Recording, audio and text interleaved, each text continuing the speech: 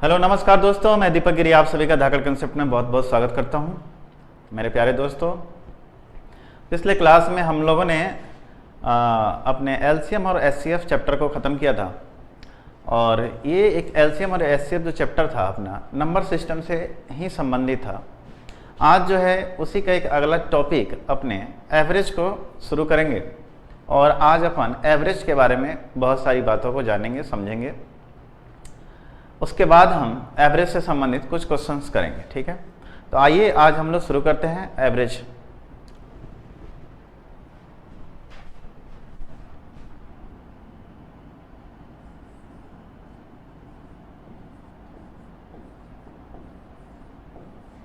Average, average का हिंदी अगर बोला जाए तो होता है औसत।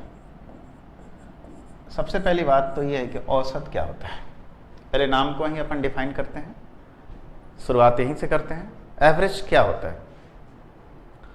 तो बोला जा सकता है कि देखिए, औसतन आप किसी भी चीज़ का जिक्र एक्चुअल में नहीं करते हैं। जैसे पूछा जाए कि इस मेले में कितने लोग आए हैं, तो आप बोलोगे औसतन 500 लोग थे। शादी में कितने बाराती थे, तो औसतन 200 थे। क्या आपको एक्यूरेट पता होता है कि 200 ही है? नहीं है ना। तो देखो, जब भी कोई गणना होती है बड़े पैमाने पर, छोटी मोटी गणना की बात छोड़ दीजिए, बड़े पैमाने पर गणना होती है तो अपन उसको औसतन में ही बात करते हैं। मतलब कि एक्यूरेट नहीं, औसतन पे बात करते हैं। जैसे कि ऐसे सोचिए कि आपके परिवार की बात कर लेते हैं। आपके परिवार में 5 लोग हैं। मान लेते हैं कि उसमें से 2 लोग जो हैं 50-50 रुपये पर महीने कमाते हैं, है ना, और बाकी के लोग नहीं अर्न करते हैं, पैसा नहीं कमाते हैं। तो आपकी अगर बात की जाए कि आपके परिवार की औसत आय क्या है, तो देखा जाए तो टोटल आय कितना था? 1 लाख रुपए था मंथ का। परिवार में कितने लोग थे? तो 5 लोग थे। तो अपन क्या बोलेंगे कि औसतन जो है 20,000 लोग प्रति व्यक्ति आय था। इस तरह हमारे देश में भी होता है। कोई अरबपति है, खरबपति है, करोड़पति है, कोई जिनके पास कुछ भी नहीं है, खाने के भी पैसे नहीं है, लेकिन जब प्रति व्यक्ति आय की बात आती है, मतलब प्रति व्यक्ति आय की गणना की जाती है, तो उन व्यक्ति के भी सर पे कुछ पैसा आ जाता है। जबकि वास्तविक तो ये है कि उसके पास उतना या उससे ज़्यादा या उससे कम भी नहीं है ना। उतना तो छोड़ो, किसी के पास उसके बराबर के पैसे हैं, किसी के पास उससे थोड़े ज़्यादा हैं, किसी के पास उससे बहुत ज़्यादा पैसे हैं। लेकिन प्रति व्यक्ति आय में हम देश की जो टोटल आय है उसमें जनसंख्या से भाग देते हैं, तो प्रति व्यक्ति आय हमारा क्या हो जाता है? निकल के आ जाता है बाहर, ठीक है। तो औसत का मतलब क्या होता है? औसत का मतलब यही हुआ कि आप जो है जितने व्यक्ति या जितने नंबर्स में आपको डिवाइड करना है, चाहे जितने लोगों में डिवाइड करना है, प्रति व्यक्ति को समान रूप से वितरित किया जाए। औसत का मतलब यही हुआ कि प्रति व्यक्ति को समान रूप से कोई भी चीज जो है वितरण हो, उसको बोलते हैं औसतन, ठीक है। देखिए, तो यहां से एक फार्मूला निकल के आया, और फार्मूला क्या है? देखिए यहां से एवरेज, एवरेज बराबर होगा आपके सामने sum of total number upon total number.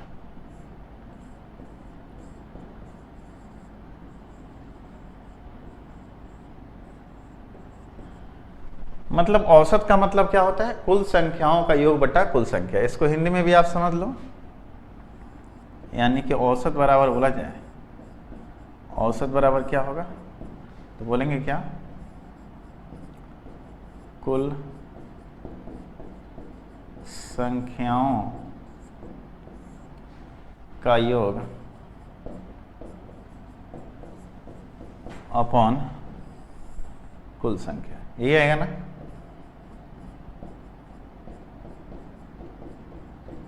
औसत का मतलब ये हुआ।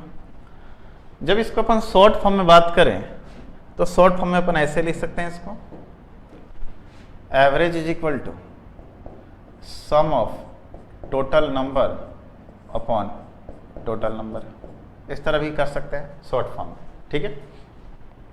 तो औसत का मतलब क्या हो गया कि कुल संख्याओं का योग बटा कुल संख्या।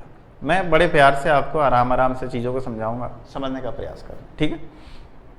तो देखिए यहाँ से औसत का मतलब क्या हुआ, sum of total number upon total number, मतलब कि कुल संख्याओं का योग बटा कुल संख्या। यहाँ से आप ऐसे सोच सकते हो, मैंने क्या बताया था कि एवरेज बराबर क्या होगा, sum of total number upon total number, है ना। तो मैं पूछ सकता हूँ यहाँ से क्या कि सम ऑफ टोटल नंबर बराबर क्या हो जाएगा, तो बोलेंगे एवरेज इनटू टोटल नंबर। यहाँ से ये बात हम क्लियर कर सकते हैं। जैसे कि एज फॉर एग्जाम्पल आपसे बोला जाए कि इस देश की, चाहे आपके घर की औसत आय, आपके घर की औसत आय कितनी है, तो 20,000 रुपये है। आपके घर की औसत आय, मतलब आपके घर की औसत आय यहाँ पे दे रखा है कितना, 20,000 रुपये, 20,000। और परिवार में लोगों की संख्या कितनी है, तो बोलेंगे 6। तो बताइए, आपसे पूछेगा कि एक परिवार की औसत आय, चाहे आपसे ऐसे पूछेगा कि 6 सदस्यीय वाले परिवार की औसत आय 20,000 रुपये है, तो उस परिवार की कुल आय क्या होगी। तो देखिए सदस्यों की संख्या कितनी है, 6, मतलब टोटल नंबर कितना है 6, और एवरेज मतलब औसत आय कितना है 20,000। तो अपन क्या बोलेंगे कि 1 लाख कितना हो जाएगा, 20,000। मतलब उस परिवार की औसत आय कितनी हो जाएगी, तो 1,20,000 के बराबर होगी। क्लियर है, मतलब औसत नहीं कुल आय। औसत तो आपके सामने दे रखा है कितना, 20,000, और व्यक्तियों की संख्या कितनी है, परिवार के सदस्यों की संख्या तो 6 है।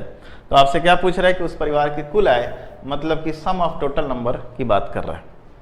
क्लियर है।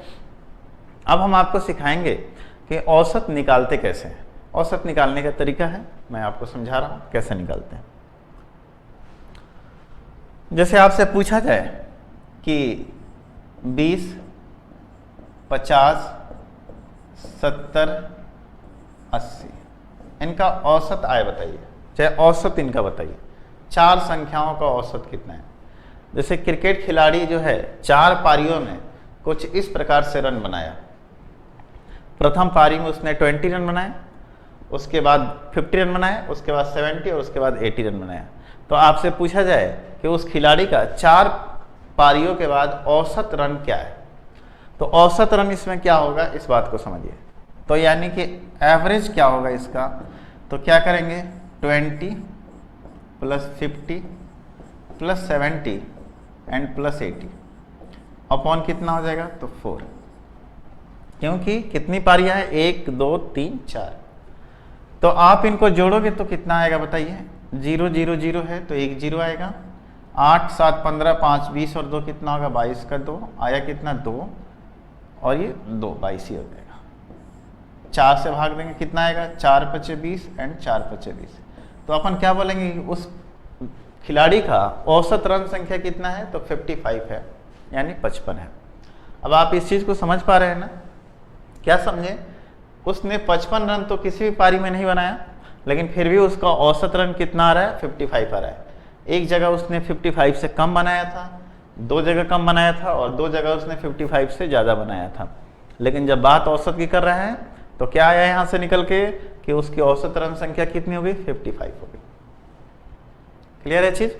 देखिए इस तरह से आप औसत निकाल सकते हैं कुल संख्याओं का योग करके अपॉन कुल संख्या करके। ठीक है, समझ में आ गया ये चीज़ आप लोगों को। यहाँ से कुछ बातें और भी मैं आपको बताऊंगा। जैसे देखिए, मान लेते हैं यही नंबर था 20, 50, 70 और 80, इनका औसत आप कैसे निकाल सकते थे, दूसरे तरीके से। 20 है ना, 50 था, 70 था, 80 था। अब देखिए इसमें से क्या करेंगे आप कि अगर मान लेते हैं कुछ इस प्रकार से दिया रहे, और भी संख्याएं दी हुई है, बड़ी बड़ी संख्याएं दी हुई हैं, तो आप औसत कैसे निकालोगे उसका भी जिक्र अपन कर लेते हैं। औसत निकालने के 2 तरीके हैं। एक तरीका तो मैंने आपको बता दिया, दूसरा तरीका समझें आप। इनके बीच कोई भी एक नंबर मान सकते हो, कोई भी नंबर आप मान लो औसत। लेकिन जब बात मानने की आती है तो हम ऐसा नंबर क्यों ना माने जब हमें ही मानना है।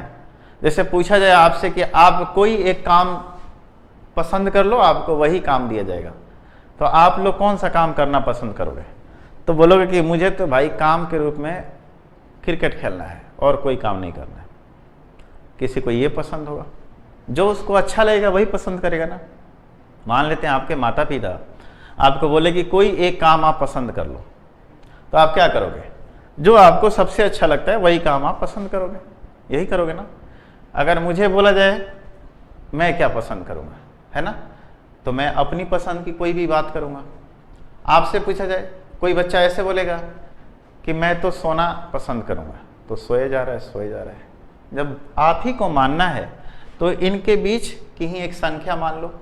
मान लेते हैं हम कि औसत हमारा कितना है, 50 है, मान लेते हैं। तो बताइए 50 से कितना कम है, 30 है। ये तो 0 का डिफरेंस आ रहा है, ये 20 ज़्यादा है और ये कितना, 30 ज़्यादा है। अब देखिए इनको जोड़िए।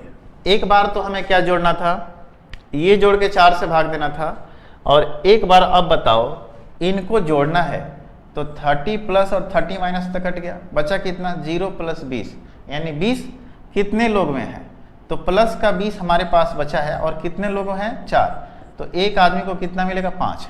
हमने औसत कितना माना था, 50 माना था, अब 5 एक्स्ट्रा आ गया, यानी हमारा नया औसत कितना हो गया, तो बोलेंगे 55। क्लियर है ये चीज़? तो आप इस तरीके से भी औसत निकाल सकते हैं। जब आपके सामने बड़ी बड़ी संख्याएं दी हुई रहेंगी तो आप अपना औसत ऐसे भी ज्ञात कर सकते हो, और ये बहुत ही आसान है ज्ञात करना। ठीक है, क्लियर है चीज? अभी क्लियर नहीं हुआ होगा, कम से कम इस पे 3 सवाल ऐसे करेंगे तब जाके आपका कंसेप्ट क्लियर होगा। ठीक है, तो मैं आइए एक सवाल और करता हूँ। ठीक है, एक सवाल ऐसे ले लो आप, मान लेते हैं कि एक ले लिया मैंने 90 ले लिया, 110 ले लिया, 100 ले लिया, है ना, 80 ले लिया, है ना, 120 ले लिया, 150 ले लिया। चलो ठीक है, अब इतने बड़े संख्या का हमें निकालना है औसत। हम क्या करेंगे, हम कुछ ऐसे करते हैं कि हम कोई संख्या औसत के रूप में मान लेते हैं। ऐसी संख्या मानते हैं जो इनके बीच का हो। तो इनके बीच का मुझे क्या दिख रहा है, 100 दिख रहा है, कि चलो 100 ले लेते हैं, 100 से चीज़ें घटाना और जोड़ना आसान होगा। हमने औसत मान लिया 100। अब देखते हैं ये -10 कम है और ये 10 ज़्यादा है, इस पर डिफरेंस 0 आ रहा है, मतलब 100 और 100 का डिफरेंस 0 आ रहा है। इसमें देखिए तो ये प्लस का 10 हो गया, ये माइनस का 20 हो गया, ये प्लस का 20 हो गया, ये प्लस का 50 हो गया। देखिए -20 प्लस 20 कट गया, -10 प्लस 10 कट गया, बचा कितना आपके सामने, तो प्लस का 50 बचा। और कितनी संख्याएं हैं, तो बोलेंगे कि 6 संख्याएं हैं। तो आप क्या करोगे, बचा हमारे पास प्लस का 50 है, संख्या कितनी है, 6 है, तो कितना आएगा, तो बोलेंगे 8 से ही 1/3 आएगा, आएगा ना। तो बोलेंगे 100 पहले था और 8 से 1/3, दोनों को जोड़ो तो कितना आएगा, 108 से ही 1/3। तो आपका औसत कितना हुआ, 108 से ही 1/3। क्लियर है चीज? जो आपका औसत निकल के आया, कितना निकल के आया, तो 108 से ही 1/3 आपका औसत है ना। तो देखिए ऐसे भी आप औसत निकाल सकते थे। एक तरीका जो था, जो मैंने स्टार्टिंग बताया, क्या कि इन सबको आप जोड़ के 6 से भाग दोगे तो भी बात वही आएगी। कितनी आएगी, तो 108 से ही 1/3 ही आएगा, जब आप सबको जोड़ के 6 से भाग दोगे तो। क्लियर है? आप इस तरह भी चीज़ों को समझ सकते हैं। कोई आपको डाउट होगा? बिल्कुल नहीं होगा। क्लियर है चीज़? आइए एक सवाल और करते हैं इस पे। जैसे मान लेते हैं आपके सामने कुछ इस प्रकार दिया रहे, 90 दिया रहे, 97.5 दिया रहे, है ना, 107.5 दिया रहे, है ना, एंड आपके सामने दिया रहे कितना, 85 दिया रहे एंड 120 दिया रहे। और आपसे पूछ रहा है कि औसत ज्ञात कीजिए। ठीक है, मान लेते हैं औसत इसमें फिर से कितना, 100। बताइए ये कितना कम है, 10 कम है, ये कितना कम है, तो माइनस का 2.5 कम है, ये कितना ज़्यादा है, तो प्लस का 7.5 ज़्यादा है ना, ये माइनस का 15 और ये प्लस का 20। ठीक है, अब देखिए माइनस वाला जोड़ लो, 10 और 20 30, 32.5 माइनस का, सॉरी 15 और 10 25, 25 और माइनस का 2.5, यानी माइनस का 27.5, प्लस का जोड़ लो 27.5, यानी ये सारे क्या हो गए, कट गए। और जो हमने औसत माना था, हमारा बिल्कुल औसत कितना था, तो सही था। क्लियर है चीज, यानी कि कोई ऊपर से बचा नहीं, ना माइनस का बचा ना प्लस का बचा। अगर यहाँ पे माइनस का बचता तो हम उसी तरीके से क्या करते हैं, 100 में से घटा देते हैं। क्लियर है या नहीं क्लियर है आपको? तो यहाँ तक हमने 4 एग्जाम्पल के थ्रू आपको समझाया कि औसत निकालते कैसे। हमने क्या समझाया आपको, 4 एग्जाम्पल के थ्रू समझाया औसत निकालते कैसे हैं। क्लियर है? अब बात आती है कि औसत का मतलब होता क्या है। देखिए, एवरेज मीन्स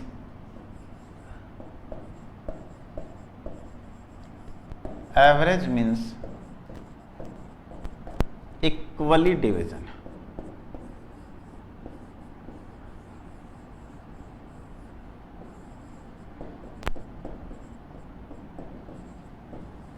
इक्वली समान रूप से वितरण। समान रूप से वितरण क्या होता है? जैसे कि अभी मैंने बताया था कि एक बंदे ने अपनी 4 पारियों में कुछ रन बनाया था, लेकिन हमने औसत निकाला तो कितना आया, 55 आया ना। तो मतलब ये हुआ कि 55, 55, 55, 55 चारों पारियों को मैंने दिया। यही होता है समान रूप से वितरण। जैसे कि इस क्लासरूम में मान लेते हैं 100 विद्यार्थी हैं, मेरे पास 500 चॉकलेट है, तो मैं यही बोलूँगा ना कि सबको 5-5 दे दो। लेकिन इसमें से कुछ बच्चे जो होंगे शर्मीले किस्म के होंगे, वो एक ही लेंगे, और कुछ जो होते हैं उदंड किस्म के, वो क्या करेंगे, 10 ले लेंगे। ये तो आपके साथ भी हो रहा होगा, पढ़ते होंगे क्लास में, चाहे बचपन से होता होगा। लेकिन टीचर की नज़र में क्या आया कि इक्वली डिवीजन हुआ, मतलब सभी को 5-5 चॉकलेट दिया गया। बात तो यही। तो औसत का मतलब क्या हुआ कि सभी को आप 5-5 चॉकलेट दो, औसतन बात यही होगी, है ना। लेकिन हमारे पास किसी को ज़्यादा मिला तो किसी को कम मिला। तो औसत का जो मतलब होता है, लिटरल मीनिंग देखा जाए, ओरिजिनल बात अगर की जाए, तो औसत का मतलब होता है आपके सामने इक्वली डिवीजन, मतलब कि समान रूप से वितरण। हिंदी में लिख लो आप लोग इसको, समान रूप से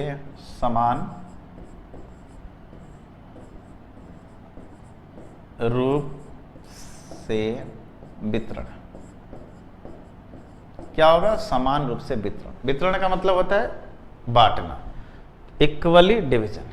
इस कंसेप्ट को अगर आप समझ के चलते हो, ये जो कंसेप्ट है वेरी वेरी इंपॉर्टेंट।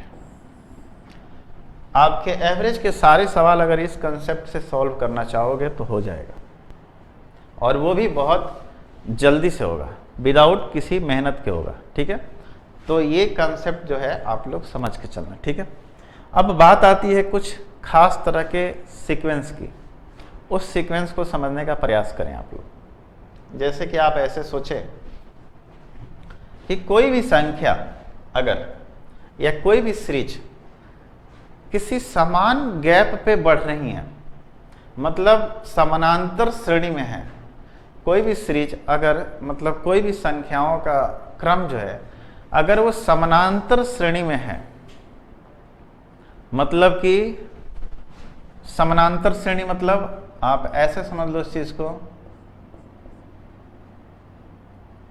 जैसे कि 1, 2, 3, 4, 5, 6, 7, ये कौन सी श्रेणी है? तो बोलेंगे समानांतर श्रेणी है। समानांतर श्रेणी मतलब जिनके बीच गैप क्या हो, समान हो। मतलब 1 और 2 के बीच कितने गैप है? तो बोलेंगे 1 का गैप है। 2 और 3 के बीच कितने गैप है? तो 1 का है। 3 और 4 के बीच गैप कितने का है? तो 1 का है। इस तरह ये गैप क्या है? समान है। तो जब भी ऐसा आपके सामने बात आ रही है तो आप बोलेंगे कैसा सीरीज है? तो समानांतर सीरीज है, मतलब कि समान अंतर का सीरीज है।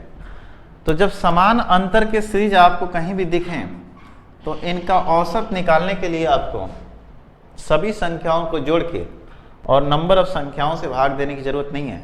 आप डायरेक्ट औसत 2 तरीकों से यहाँ लिख सकते हैं। फर्स्ट तरीका क्या है एंड सेकंड तरीका क्या है? दोनों बात देखिएगा। पहला तरीका है कि बीच वाली संख्या आपकी औसत होगी, मतलब आपकी औसत कितनी हो जाएगी, तो बोलेंगे इसका एवरेज जो होगा आपके सामने क्या होगा, तो 4 होगा। और सेकंड तरीका क्या है, तो फर्स्ट प्लस लास्ट अपॉन में 2 कर दो, यानी कि एवरेज यानी कि औसत बराबर first plus last, first number plus last number upon 2 कर दो। इट मीन्स 1 प्लस 7/2 यानी 8/2, और यहाँ से भी आपका औसत कितना निकल के आया, तो 4 निकल के आया। क्लियर है? कोई डाउट यहाँ से आपको? नहीं, बिल्कुल नहीं। ठीक है, तो जब भी सीरीज आपके सामने से है, अगर अर्थमेटिक प्रोग्रेशन में हो, मतलब कि समानांतर श्रेणी में हो, है ना, तो उस कंडीशन में आप जो है फर्स्ट प्लस लास्ट अपॉन में 2 करके आप जो है इसका निकाल सकते हैं क्या, तो एवरेज। ठीक है, तो आइए कुछ और एग्जाम्पल्स की तरफ हम बढ़ते हैं और कुछ और एग्जाम्पल्स को देखते हैं। जैसे कि आप ऐसे ले लीजिए एक सीरीज, जैसे मान लेते हैं कि 2 4 6 8 है ना, 10 12। ठीक है, अब आपने, अगर मैं पूछूं आपसे कि इसका एवरेज निकालो, क्या निकालो, एवरेज। तो एवरेज निकालने का मैंने तरीका बताया था कि बीच वाली संख्या लेना आपको, लेकिन आप क्या देख रहे हो कि 3 इधर से निकल गए और 3 इधर से निकल गए, तो इस कंडीशन में बीच वाली संख्या तो बची नहीं। तो आप क्या करोगे, बीच वाली जब संख्या नहीं बची तो आप क्या करोगे, तो इधर से 2 संख्या हटा दो और इधर से 2 संख्या हटा दो, और जो बीच की 2 संख्या बच रही हैं आप उनको जोड़ के, यानी 6 + 8 अपॉन में 2, यानी आपका एवरेज कितना हो जाएगा, 7। एक तरीका से तो आप ऐसे भी निकाल सकते हो, या एक दूसरा तरीका जो मैंने बताया था आप उसको वैसे भी लिख सकते हो।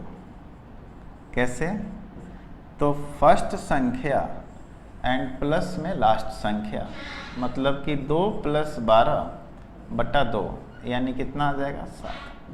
तो बोल सकते हैं कि फर्स्ट ले लो या लास्ट ले लो और जोड़ के उनको 2 से भाग दे दो, तो भी यहाँ से एवरेज निकल के आ जाएगा। और वो एवरेज कितना हो जाएगा आपका, तो 14/2 कितना, 7।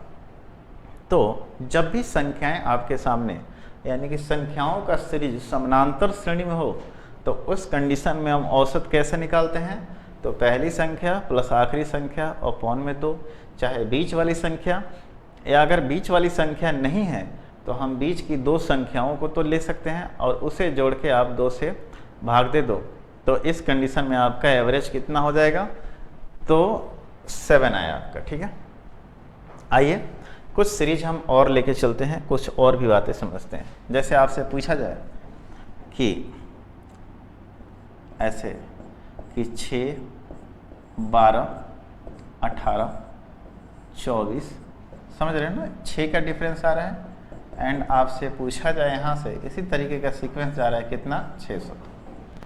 तो आपसे पूछा जाए कि इसका औसत क्या होगा, है ना, तो आप क्या बोलोगे, औसत। तो यहाँ बीच वाली संख्या अपने लिए क्या है, निकालना थोड़ा मुश्किल है। तो जब बीच वाली संख्या निकालना थोड़ा मुश्किल है तो हम क्या कर सकते हैं, पहली संख्या प्लस आखिरी संख्या, यानी कि 6 + 600 अपॉन में कितना, 2, मतलब कि बोला जाए तो 606 बटा कितना, 2, काटेंगे तो कितना आएगा, तो बोलेंगे 303। तो आपका एवरेज कितना आया, तो 303 आपका औसत आया। औसत कितना आया, तो 303 आपका औसत आया, मतलब एवरेज आपका आया 303। क्लियर है ये चीज़, कोई डाउट यहाँ से नहीं। जैसे आपसे पूछा जाए कि 8 के, मतलब कि ऐसे पूछा जाए आपसे क्वेश्चन कि 8 के प्रथम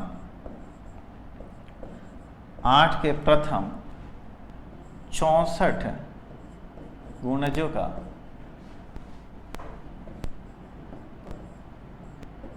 औसत बताएं, गुणजों का एवरेज क्या होगा, औसत ज्ञात करें। क्या करें, औसत ज्ञात करें। तो 8 के प्रथम 64 गुणज यानी 8 का पहला गुणज क्या होगा, तो 8 गुने 1। 8 का अंतिम गुणज क्या होगा, तो 8 गुने 64 अपॉन में क्या करेंगे 2, फर्स्ट प्लस लास्ट अपॉन में 2, यानी 8 और 8 गुने 64 यानी कितना हो जाएगा, तो बोलेंगे 8 गुने 65 अपॉन में कितना 2। 2 से कितना कटा 4 यानी कितना हो गया 65 चौका 65 दुना 130 दुना 260। आपका आंसर कितना है, तो 260। क्लियर है। तो 8 के प्रथम 64 गुणजों का औसत ज्ञात हो गया आपको, कितना आया, तो 260 है। क्लियर है।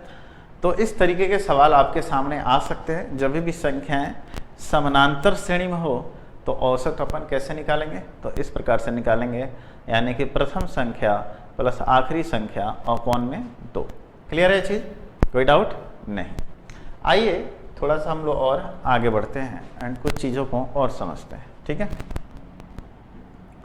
जैसे मान लेते हैं आपके सामने कुछ इस प्रकार से हो, जैसे कुछ सीरीज का अभी आप लोग योगफल सीखो, जैसे कुछ सीरीज का, जैसे पहला आपके सामने है, अगर लगातार प्राकृत संख्याओं का आपसे पूछे योग, लगातार प्राकृत संख्या 3 + 4 + 5 and ditto ditto ditto ditto plus n तक, है ना।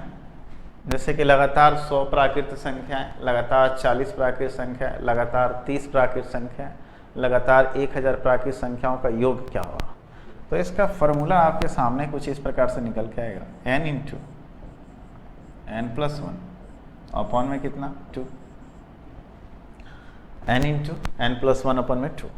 मतलब देखो ऐसा सोचो कि n जो है क्या आपके सामने, n और n+1 है ना, n × n+1 अपॉन 2 योग निकालना है ना। अगर औसत की बात करें तो औसत कितना होगा, तो बोलोगे सर औसत होगा पहली संख्या प्लस आखिरी संख्या अपॉन 2, और संख्याओं की संख्या कितनी है, n है। तो मैंने अभी बताया था कि नहीं कि सम ऑफ टोटल नंबर बराबर क्या होता है, एवरेज इंटू टोटल नंबर। तो बोल सकते हैं कि नहीं, क्या बोलेंगे कि जो ये वाला पार्ट है वो क्या है, एवरेज है, और जो ये वाला पार्ट है क्या है, टोटल नंबर है ना। समझ में आ रहा है। तो एवरेज इंटू टोटल नंबर क्या निकल के आ गया आपका, तो कुल संख्याओं का योग निकल के आ गया। जो मैंने स्टार्टिंग में बातें बताई थी फार्मूला के रूप में, वही बातें आपके सामने आ रही है। क्लियर है। तो अगर मैं आपसे पूछूं यहाँ से एग्जाम्पल के तौर पर कि 1 + 2 + 3 + 4 + आपके सामने यहाँ पे 100 है, इनका योग निकालिए। तो फार्मूला क्या बताया था, n, यानी कि 100 × 100 + 1 अपॉन में कितना 2 आया। 2 से कितना और कटा 50 बार में, यानी कि बोलेंगे यहाँ से कितना आया, तो 50 गुने 101 यानी कितना आया 50 50। आपका योग टोटल कितना आया, तो 50 50 है ना। यानी 1 + 2 + 3 ऐसे 100 मतलब कि 100 तक के प्राकृत संख्याओं का योग निकालें तो कितना आया 50 एंड 50, मतलब 5050।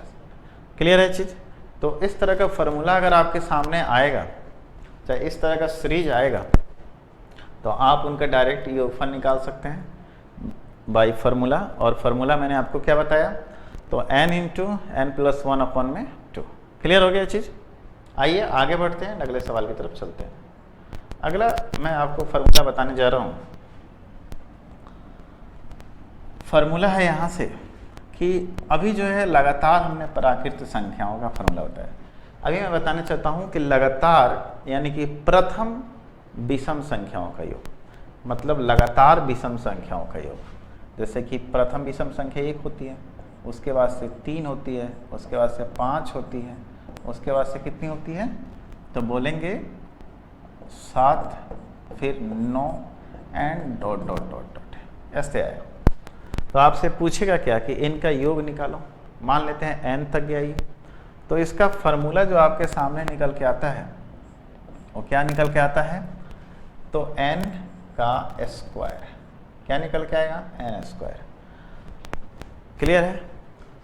और n² आएगा यहाँ से। अब सोचो एक बार के लिए, बोला जाए कि आप 6 लगातार विषम संख्याओं का योग निकालिए। कितना, चाहे 6 छोड़ दीजिए, 10 क्वेश्चन के रूप में आप लो यहाँ से कि 10 लगातार विषम संख्याओं का योग, विषम संख्याओं का योग, 10 लगातार विषम संख्याओं का योग क्या होगा? तो बोलोगे 10 लगातार विषम संख्या कौन सी होगी? तो एक तो 1 होगी, फिर 3 होगी, फिर 5 होगी, फिर 7 होगी, फिर 9 होगी, फिर 11 होगी। कितनी हुई? 1 2 3 4 5 6, फिर 13, फिर 15, फिर 17, फिर 19 हो गया ना? 3 4 5 6 7 8 9 10। अब इनका योग निकालना है। कितनी संख्याएं ये? तो 10 है। तो आप 10 का क्या करेंगे? स्क्वायर कर देंगे, यानी इनका जोड़ करेंगे तो कितना आएगा? तो 100 आएगा। क्लियर है? कितना आएगा? तो 100 आएगा। समझ में आ गया ये बात आप लोगों को?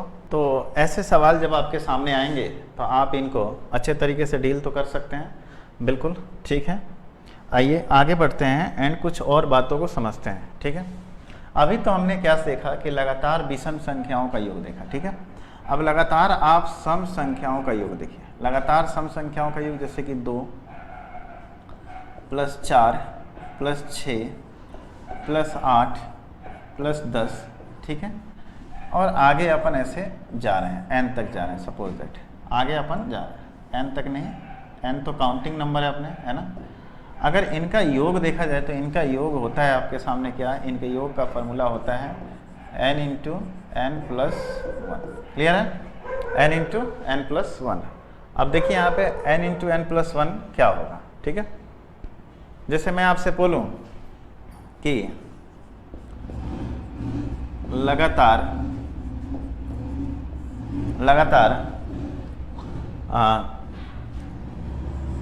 20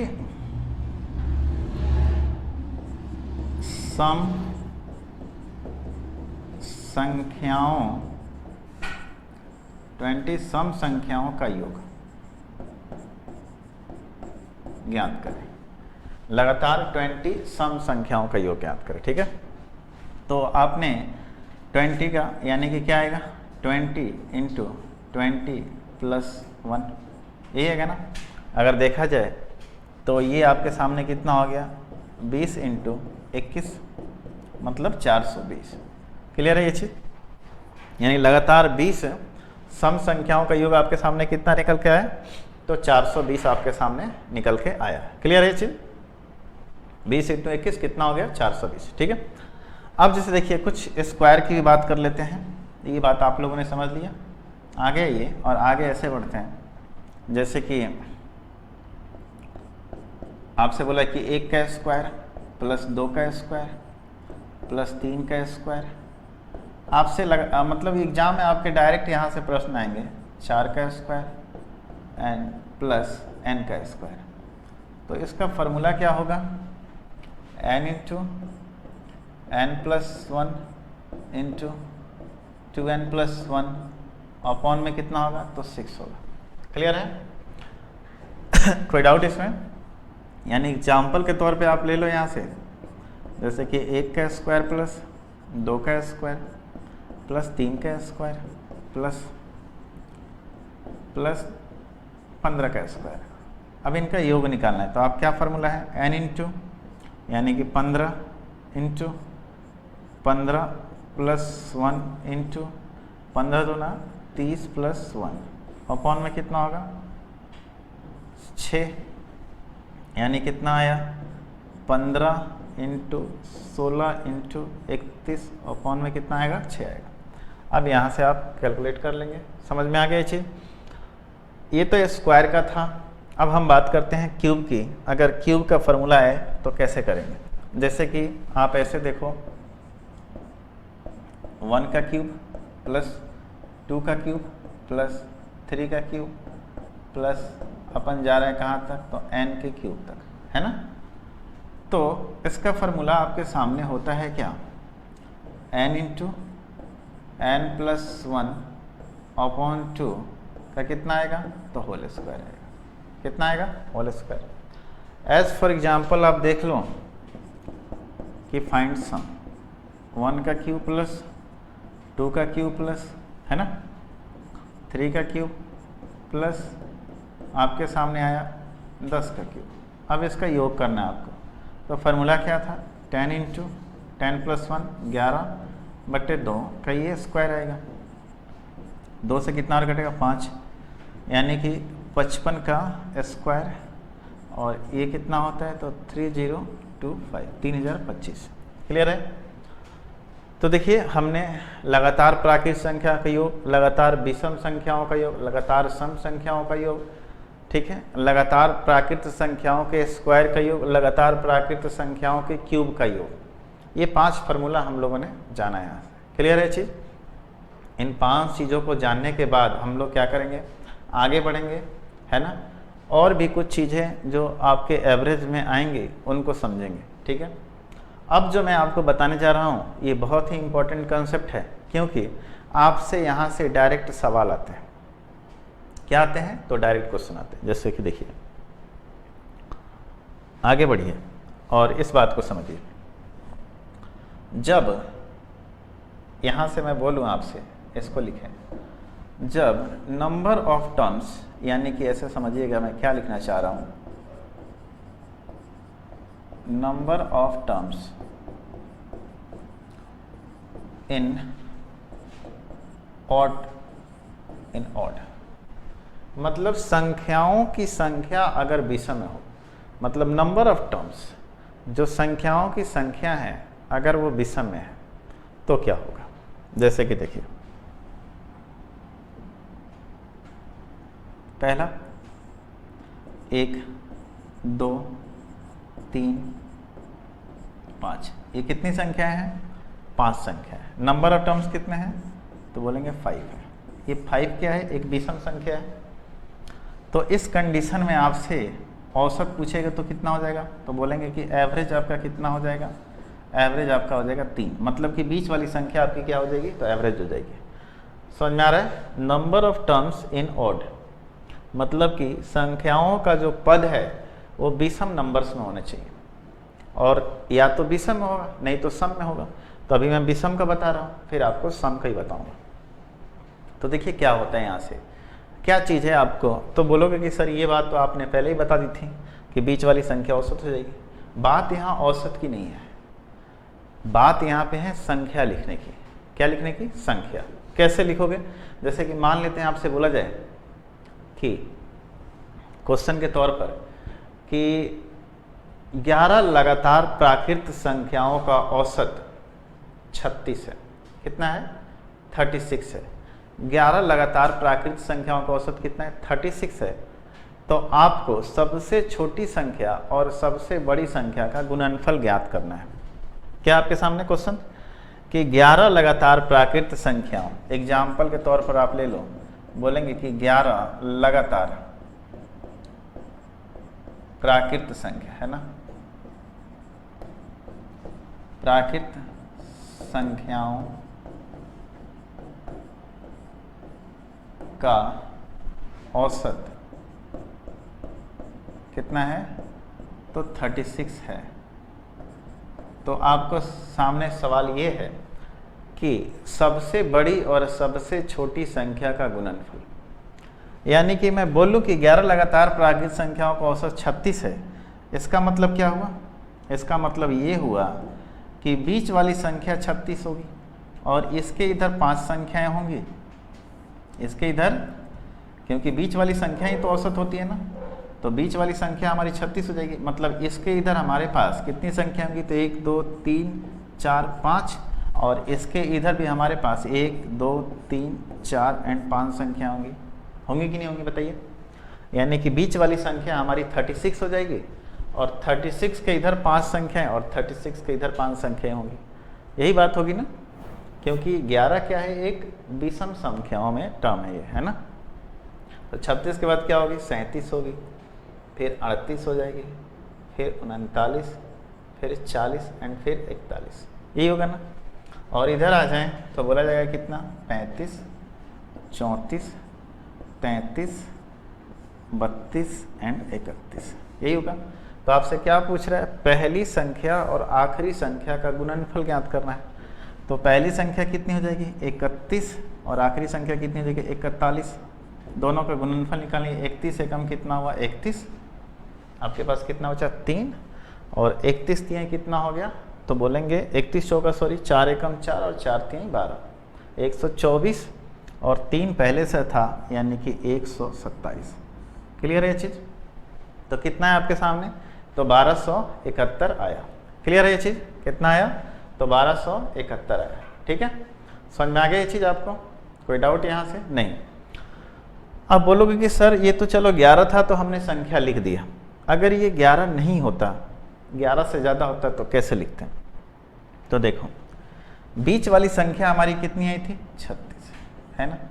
इधर से 5वीं संख्या, और आपको पता है कि लगातार प्राकृत संख्या में कितने का अंतर होता है, तो 1 का होता है, यानी कि इसके इधर 5 संख्याएं अपने को जाना है, तो 36 - 5 कर देते हैं, पहली संख्या आ जाती है। और इधर अपने को 5 संख्या जाना है, यानी कि 36 प्लस क्या कर देते हैं, तो 5 कर देते हैं, क्योंकि प्राकृत संख्याओं में डिफरेंस कितने का होता है, अंतर कितने का होता है, तो 1 का होता है। तो 36 में से 5 जगह कितना बचेगा, पहली संख्या 31 और 36 प्लस 5 कितना हो गया 41, और इस तरह आया कितना 1271। ठीक है, समझ में आ गई चीज़ या नहीं आया? क्लियर है ना?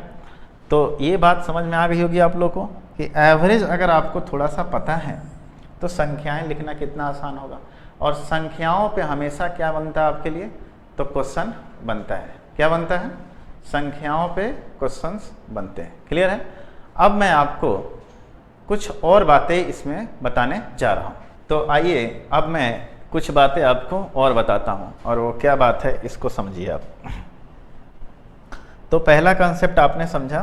पहला कंसेप्ट मैंने क्या बताया था कि number of terms in odd, तो लगातार प्राकृत संख्याओं की बात कर रहा था, है ना। अब मैं आपको बताने जा रहा हूं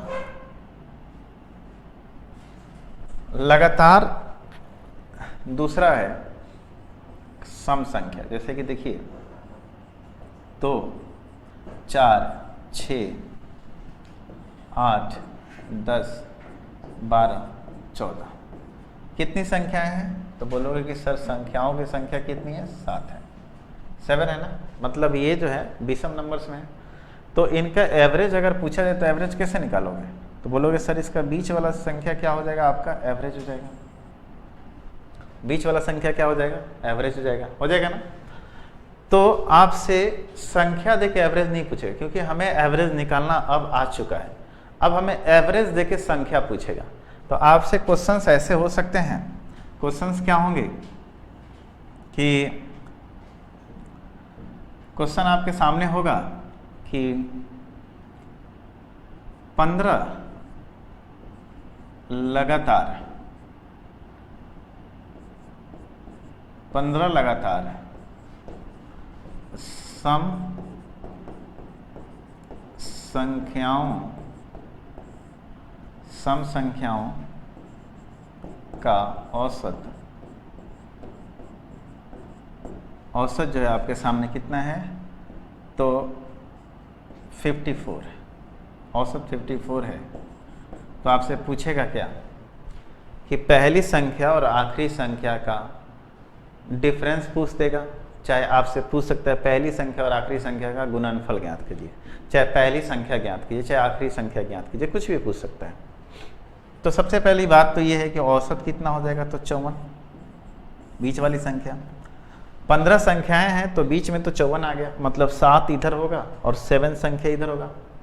और लगातार सम संख्याओं में कितने का गैप होता है, तो 2 का होता है। मतलब आप 14 यहाँ से इधर आ जाएंगे, 7 दूना 14, यानी बोलेंगे क्या यहाँ से कि 54 - 14 पहली संख्या एंड 54 + 14 आखिरी संख्या। ये है ना। तो आप क्या देख रहे हो ये कितना आ जाएगा, तो 40 आ जाएगा, और वो कितना आ जाएगा 68, है ना। इन दोनों को गुना करोगे तो क्या आएगा, एक 0 आ जाएगा। 4 × 8 = 32 का 2 आया 3, 4 × 6 = 24 और 3 कितना होता है 27। यानी कितना आया 2720। क्लियर हो गई ये बात। तो सवाल आपसे कुछ इस प्रकार से होगा कि 15 लगातार सम संख्याओं का औसत 54 है, तो पहली और आखिरी का गुणनफल ज्ञात कीजिए, है ना। तो पहली संख्या तो हमारे सामने ये आ गई, है ना, और ये कौन सी नंबर की संख्या है, तो 15वीं नंबर की संख्या है। क्लियर है, क्योंकि बीच वाली संख्या तो हमारी औसत हो गई, तो 7 संख्या इधर और 7 संख्या उधर। तो अक्सर आपको ऐसे सवाल देखने को मिलेंगे जहाँ पे औसत देता होता है, अपने को संख्याएं माननी होती है।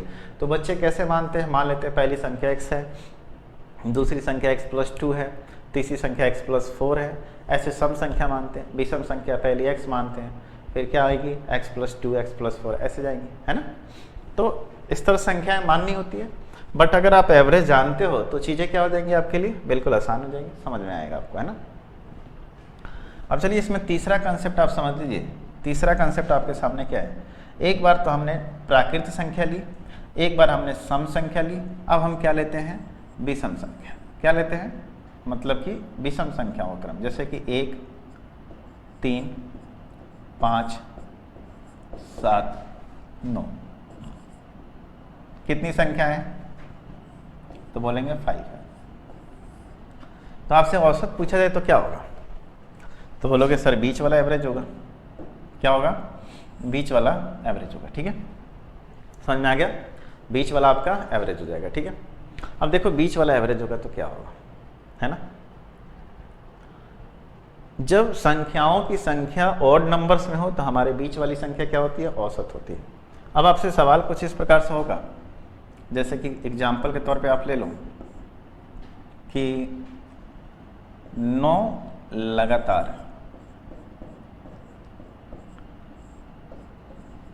विषम संख्याओं का औसत, विषम संख्याओं का औसत आपके सामने दे रखा है कितना, तो 23 है। तो अंतिम संख्या ज्ञात करें। आपसे सिर्फ सवाल ये रहेगा कि अंतिम संख्या ज्ञात करें, लास्ट की संख्या क्या होगी। तो 9 लगातार विषम संख्याओं का औसत कितना है अपने पास, 23 है। यानी कि 23 जो है हमारी बीच वाली संख्या हो जाएगी, यानी कि 4 संख्या इधर आएंगे और 4 संख्या इधर आएंगे, 4 इधर और 4 इधर। तो हमें कौन सी संख्या ज्ञात करनी है, तो हमें आपके सामने ज्ञात करनी है कौन सी, तो ये वाली संख्या। ठीक है, यहाँ पे कौन सी संख्या आएगी। क्लियर है, तो बताइए 2 लगातार विषम संख्याओं में गैप कितने का होता है, 2 का होता है। यहाँ से अपने को चौथी संख्या आनी है, मतलब ये वाली संख्या, यानी बोल सकते हैं कि यहाँ पे कौन सी संख्या आएगी आपके सामने, तो 23 प्लस 4 दूना 8 कितना आ जाएगा, तो 23 और 7 30 और कितना हो जाएगा 31, और आपका आखिरी संख्या कितना आ गया, तो 31 आ गया। तो अभी तक जो मैंने आपको पढ़ाया था वो क्या पढ़ाया था, तो जब नंबर ऑफ टर्म्स जो होते हैं इन ऑड में होते हैं, number of terms in odd में होते हैं, तो अब मैं आपको बताने जा रहा हूँ कि जब number of terms in even में हो, मतलब कि सम में हो, तो क्या होगा। जैसे देखिए मैंने आपको यहाँ पे क्या बताया था, number of terms in odd. ठीक है, अब मैं आपको बताने जा रहा हूँ कि नंबर ऑफ टर्म्स इन किस में, number of terms in even. ठीक है, देखिए आप इस चीज़ को, जब दूसरा कंसेप्ट आपके सामने है, number of terms in even. ठीक है, जब संख्याओं की संख्या किस में हो, सम में हो, number of terms in even. Even मतलब सम संख्या में। एज फॉर एग्जाम्पल, पहले एक एग्जाम्पल की तरफ लेते हैं, जब प्राकृत संख्याओं की बात है, जैसे कि 1 2 3 4 5 6 संख्याओं की संख्या कितनी निकल के आई, 6। 6 क्या है, तो इवन नंबर है ना। तो जब इनके औसत की बात आएगी तो औसत क्या होगी, तो बोलेंगे 3 संख्या इधर चली गई, 3 इधर आ गई। यानी औसत देखा जाए तो इन्हीं 2 संख्याओं को जोड़ के 2 से भाग दे दो, चाहे 1 + 6 के जोड़ के 2 से भाग दे दो, यानी बोला जाए कि 3 + 4/2, यानी कितना आया, तो 7/2, मतलब कितना है, तो 3.5। क्या आया, 3.5। तो मैं आपसे पूछ रहा हूँ कि 3.5 किन दो संख्याओं के बीच में है? तो बोलोगे कि सर 3 और 4 के जस्ट बीच में कितना है? तो 3.5 है। मतलब 3.5 इन दोनों के बीच में है। तो ये दो संख्याएं हमें मिल गई। तो 6 निकालनी थी तो 2 इधर चले जाओ 4 से, और 3 से 2 बैक आ जाओ। इस तरीके से आपका औसत भी निकल के आ जाएगा ना। औसत तो आपने सामने दिया रहेगा, संख्याएं अपने सामने निकल के आ जाएंगी। जैसे कि एग्जाम्पल के तौर पे आप देख लो, एग्जाम्पल आपके सामने कुछ इस प्रकार से मैं सेट कर रहा हूँ। देखिए कि 16 लगातार प्राकृत संख्याओं 16 लगातार प्राकृत संख्याओं का औसत जो दे रखा है आपके सामने, कितना दे रखा है? औसत दे रखा है 25.5। यही है। तो आपसे पूछ रहा है कि बताइए औसत जो आपके सामने है कितना है? 25.5 है ना। तो आपसे पूछ क्या रहा है कि सबसे बड़ी संख्या तथा सबसे छोटी संख्या का गुणनफल ज्ञात करें। तो आप मेरे को सिर्फ इतना बताइए कि 25.5 किन दो संख्याओं के बीच में है। मतलब आप ऐसे सोचे कि 25.5 किन दो संख्याओं के बीच में। तो बोलोगे कि सर ये संख्या जो है ना 25 और 26 के जस्ट बीच में है ना। यानी दो संख्याएं हमें पता चल गई। संख्याओं की संख्या कितनी थी? 16। तो 16 में से 2 का तो हमें पता चल गया, बचा कितना? तो 14। 16 में से 2 हमें पता चल गया, बचा कितना? 14। मतलब 26 के इधर 7 संख्याएं और 25 के इधर 7 संख्याएं होंगी। क्लियर है ना। तो 26 के इधर 7 संख्याएं, मतलब कितना हो जाएगा? डिफरेंस कितने का है? 1 का है। तो बोल सकते हैं 26 + 7 आखिरी संख्या होगी। और 25 से इधर 7 संख्याएं, मतलब इधर की पहली संख्या क्या होगी? तो 25 - 7, ये हमारी पहली संख्या होगी कि नहीं? ये हमारी कौन सी संख्या है? तो ये हमारा होगा फर्स्ट नंबर है ना, फर्स्ट नंबर। और ये हमारा क्या होगा? तो लास्ट नंबर है ना। आपसे पूछ क्या रहा है? आपसे पूछ रहा है कि इन दोनों का गुणनफल, यानी 25 में से 7 जगह कितना बचेगा? 18। और 26 + 7 कितना होता है? तो 33। 26 × 4 = 30, 33। 18 × 3 = 54, 4 × 5 और 18 × 3 = 54 और 5 कितना हो गया? 59, यानी 594। क्लियर हो गया ये चीज़? तो देखो, लगातार प्राकृत संख्याओं का जब भी संख्याओं का जो क्रम है, अगर वो बोला जाए कि आपके सामने 16 लगातार प्राकृत संख्याओं का औसत कितना आएगा? 25.5। इस तरह बोलो कि 12 लगातार प्राकृत संख्याओं का औसत 12 लगातार प्राकृत संख्याओं का औसत 14.5 है ना। 12 लगातार प्राकृत संख्याओं का औसत कितना है? 14.5 है। यानी 14.5 किन दो संख्याओं के बीच में? तो बोलोगे 14 और 15।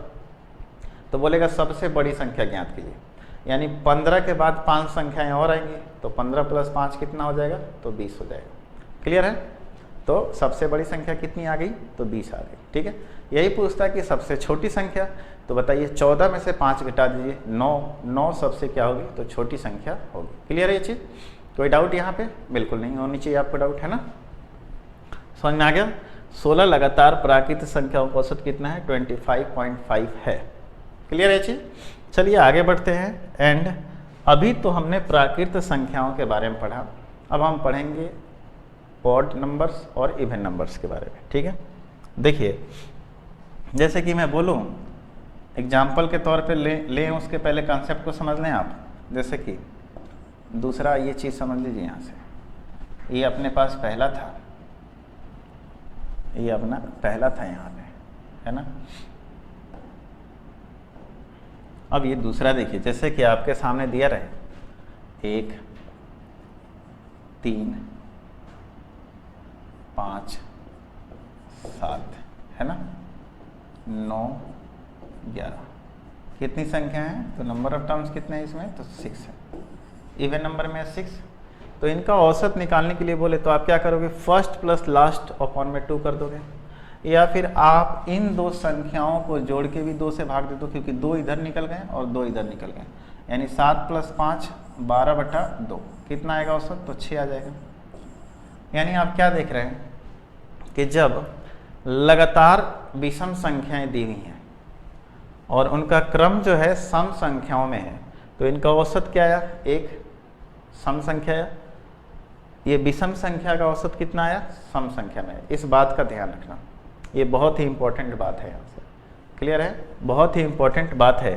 तो आपसे ऐसे सवाल पूछा जा सकता है, एग्जाम्पल के तौर पे आप देख लो, एग्जाम्पल में आपसे ऐसे पूछा जा सकता है कि 10 लगातार विषम संख्याओं का औसत कितना, तो 10 लगातार मतलब कंटिन्यू विषम यानी ऑड विषम संख्याओं का औसत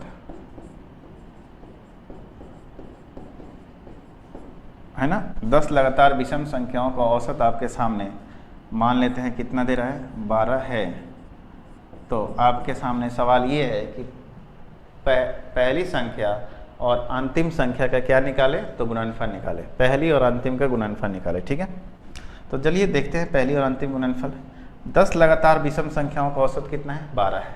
तो आप एक बात बताइए यहाँ से कि 12 जो है, 12 जो आपके सामने दिया है, किन दो विषम संख्याओं के बीच में आएगा। सिंपल सी बात है कि लगातार विषम संख्या है तो संख्याओं में जो संख्याएं होंगी वो क्या होंगी, विषम ही होंगी। तो आप बताइए कि 12 जो है किन दो विषम संख्याओं के बीच में है, तो बोलेंगे एक तो सर 11 है और एक 13 के बीच में है, क्लियर है। जिस तरीके से यहाँ से देखा जाए कि 6 किन दो विषम संख्याओं के बीच में था, तो 5 से बड़ा था और 7 से छोटा था, मतलब 5 और 7 के बीच में था जस्ट। तो उस तरह 12 जो है किन दो संख्याओं के बीच में है, तो 11 और 13 के बीच में है, क्लियर है चीज। हमारे पास 10 संख्याएं हैं, टोटल संख्याओं की कितनी है, 10 है, जिसमें से 2 तो निकल गए, यानी कि 4 इधर और 4 उधर, यानी कि 13 में आप 13 + 4 दूना कितना कर देंगे, 8 जोड़ देंगे, क्योंकि दो विषम संख्याओं के बीच गैप कितने का हो, 2 का होता है। और 11 में से आप क्या कर देंगे, 8 घटा देंगे, तो 11 में से 8 जाएगा, कितना बचेगा, 11 में से आपके सामने 8 जाएगा तो 3 बचेगा, एंड उधर 13 और 8 कितना होता है, तो 21, और 21 दिया कितना हो गया, 63, क्लियर है। यानी कि सबसे बड़ी संख्या और सबसे छोटी संख्या का आपके सामने क्या निकल के आ गया, तो गुणनफल मल्टीप्लिकेशन निकल के आ गया, क्लियर है चीज। और कितना निकल के आया हमारे सामने, तो 63 आया, कोई डाउट यहाँ पे नहीं होनी चाहिए। तो अभी तक हमने विषम संख्या को समझा। अब हम समझेंगे कि जब ये क्रम जो है सम संख्याओं का हो, पहले तो हमने प्राकृत संख्या देखा, फिर हमने मतलब natural numbers, odd numbers, and अब नाउ अपन इवन नंबर की तरफ बढ़ते हैं। अगला देखते हैं इवन नंबर। इवन नंबर समझ लीजिए आप, जैसे कि तीसरा ये इवन नंबर आएगा। एक नोट्स बनाइएगा आप लोग, और जब नोट्स बना के आप इसे सीक्वेंस में ऐसे और एग्जाम्पल के साथ लिखते चले जाएंगे ना, तब आपको ज़्यादा समझ में आएगा। अभी तो ये बोर्ड पे स्वैप होते चला जा रहा है, तो आपका काम क्या है कि आप नोट्स बनाएं, और जब हम सवाल कराएंगे ना तो चीज़ें और भी आपसे क्लियर हो जाएंगी, ठीक है। अब आपका काम क्या है कि आप सिंपल नोट्स बनाएं, नोट्स बनाएंगे तो सारी चीज़ें आपके सामने होंगी, तो ये चीज़ें आपके लिए क्या होंगी, बहुत आसान होंगी, ठीक है। जैसे कि मैं पूछूँ आपसे कि लगातार, जैसे देखिए 2 4 6 8 10 12 14 है ना, 3 3 6 7 एंड 16 है, इनका औसत पूछा जाए। पहले नंबर तो संख्याओं की संख्या कितने नंबर में है, तो 8 नंबर में। कितने नंबर में, 8, यानी इवन नंबर्स में है। तो अगर इनका औसत देखा जाए तो देखिए 4 इधर निकल गया और 4 इधर निकल गया, यानी कि अपन बोल सकते हैं कि इन दोनों को जोड़ के 2 से भाग देता हूँ, यानी 8 + 10/2, यानी कितना है, 9। मैं आपसे पूछना चाहता हूँ कि 9 जो है किन दो सम संख्याओं के बीच में है, तो बोलोगे 9 जो है सर 8 और 10 के बीच में है, यानी कि 2 संख्याएं हमारे पास आ चुकी हैं। यही कंसेप्ट है आपका, ठीक है। छोटे से एग्जाम्पल से कंसेप्ट को समझोगे तो इसके लिए रटने की ज़रूरत नहीं है। कंसेप्ट जो होता है एग्जाम्पल से ही निकल के आते हैं। आप छोटे छोटे एग्जाम्पल्स पे कंसेप्ट अपना क्लियर करो, ठीक है, फिर अपन बड़े बड़े सवाल भी कर लेंगे, है ना। जैसे देखिए यहाँ पे क्वेश्चन आपके सामने कुछ इस प्रकार है कि 12 लगातार सम, है ना, सम संख्याओं का औसत जो है आपके सामने कितना है, 12 लगातार सम संख्याओं का औसत 13 है। तो आपके सामने ज्ञात करना है कि सबसे बड़ी और सबसे छोटी संख्या क्या होगी, सिर्फ इतना ही। तो आप मेरे को सिंपल से बताइए कि 13 जो है किन दो सम संख्याओं के बीच में। तो बोलोगे सर एक तो 12 के और एक 14 के, यानी कि दो संख्या हमें मिल गई 12 और 14। हमें कितनी निकालनी थी, 12, यानी अब हमारे पास कितनी बची है, 10। तो बोलेंगे पहली संख्या कितनी हो जाएगी, तो 12 माइनस 5 संख्या इधर आना होगा, तो 5 दूना 10 कर देंगे। और अंतिम संख्या कितनी हो जाएगी, 14 प्लस 5 दूना कितना हो जाएगा, तो 10। यानी सबसे छोटी संख्या आपके सामने कितनी निकल के आ गई, तो 2 निकल के आ गई। और सबसे बड़ी संख्या की बात करें तो कितनी आ गई, चलिए मैं इधर ही लिख देता हूँ। सबसे छोटी संख्या आपके सामने आई 2 एंड सबसे बड़ी संख्या कितनी आई, 24। तो ये चीज़ आपके लिए क्लियर होगा क्या। तो देखिए एवरेज में जो मैं आपको बात बता रहा हूँ, जो एवरेज की ये बात बता रहा हूँ आपके लिए, है ना। तो ये जो चीज़ें हैं आपके लिए, जो आप स्टार्टिंग से देखो, स्टार्टिंग से हमने समझो इस चीज़ को, तो आपके लिए लिख रहा हूँ। ऐसे समझ लो आप कि सबसे पहले तो मैंने आपको एवरेज निकालना बताया, उसके बाद हमने टोटल नंबर्स का सम निकालना बताया, फिर हमने क्या देखा, एवरेज कैसे निकालते हैं वो चीज़ समझाया, और एवरेज अपन कितने तरीके से निकाल सकते हैं वो बताया। उसके बाद हमने क्या बताया, दूसरी तरीके से एवरेज निकालना बताया। फिर हमने उसी का एग्जाम्पल लिया, है ना, फिर एग्जाम्पल लिया एंड फिर मैंने जो बात बताई आपके सामने कि एवरेज का मतलब क्या होता है, तो इक्वली डिवीज़न। तो हमने इक्वल रूप से डिवीज़न किया, ठीक है। आगे बढ़िए, फिर हमने क्या बताया यहाँ से, तो देखा क्या कि एवरेज जो है दो तरीके से जब निकाल सकते हैं, जब आपकी जो ये सीरीज है किस में हो, अर्थमेटिक सीरीज में हो, मतलब समानांतर श्रेणी में हो। श्रेणी जो होती है समानांतर और असमानांतर होती हैं, और एक सीमित भी होता है और एक असीमित भी होता है। फिलहाल हमने समानांतर की बात की, और असमानांतर के लिए तो हमें निकालने दो तरीके से आता है, लेकिन जब सीरीज समानांतर में हो तो चीज़ें हमारे लिए क्या हो जाती हैं, आसान हो जाती है। जब ये समानांतर श्रेणी हमने पढ़ लिया, एवरेज या तो बीच वाली संख्या या पहली प्लस आखिरी अपॉन में 2 करेंगे तो आएगा, है ना। फिर हमने क्या पढ़ा है यहाँ से देखो, तो एवरेज उसी का एग्जाम्पल लिया यहाँ से। फिर हमने इसका भी 2-3 एग्जाम्पल के तौर पे हमने लिया है। 8 के प्रथम 64 गुणजों का औसत, ये क्या है, समानांतर श्रेणी में है ना। एंड आगे बढ़िए, उसके बाद हमने जो इम्पोर्टेंट फार्मूला को समझा, ये फार्मूला समझना अपने लिए बहुत ज़रूरी था, है ना, और इस पे हमने क्वेश्चंस किए। फिर हमने एक फार्मूला और लिया, उस पे हमने क्वेश्चंस किए, फिर हमने ऐसे फार्मूले देखे, ठीक है। लेकिन जो मैंने ये कंसेप्ट आपको बताया है ना कि number of terms in odd, ये क्या बताया, number of terms in odd. और जब ऑड कहने का मतलब ये था कि ये जो संख्याओं की संख्या है ना, ये विषम संख्या में, इस बात को समझो। जैसे 1 2 3 4 5, चाहे 1 2 3 4 5 6 7, चाहे 1 2 3 4 5 6 7 8 9, ये सब क्या है, विषम संख्या में। तो इस कंडीशन में हमें क्या करना चाहिए, इस बात को समझना है। तो बीच वाली संख्या ये हमारी क्या हो जाती थी, एवरेज हो जाती थी। क्लियर है, ठीक है ना, क्योंकि यहाँ पे बीच वाली संख्या निकालना क्या है, आसान है। उसी तरह देख लीजिए, इसका एग्जाम्पल लिया हमने, एग्जाम्पल के तौर पे हमने आगे बढ़ा। फिर हमने बताया कि जब ये विषम, अभी कौन सा है, तो पहले तो हमने प्राकृतिक संख्या ली थी, अभी हमने सम संख्या यानी कि इवन नंबर्स ली है ना। एंड नाउ फिर हमने ऑड नंबर्स लिए और सभी क्या है, विषम में।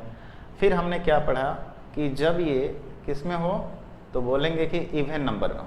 जब ये इवन नंबर में हो, number of terms in even, मतलब संख्याओं की संख्या किस में हो, तो आपके सामने सम में हो। है ना।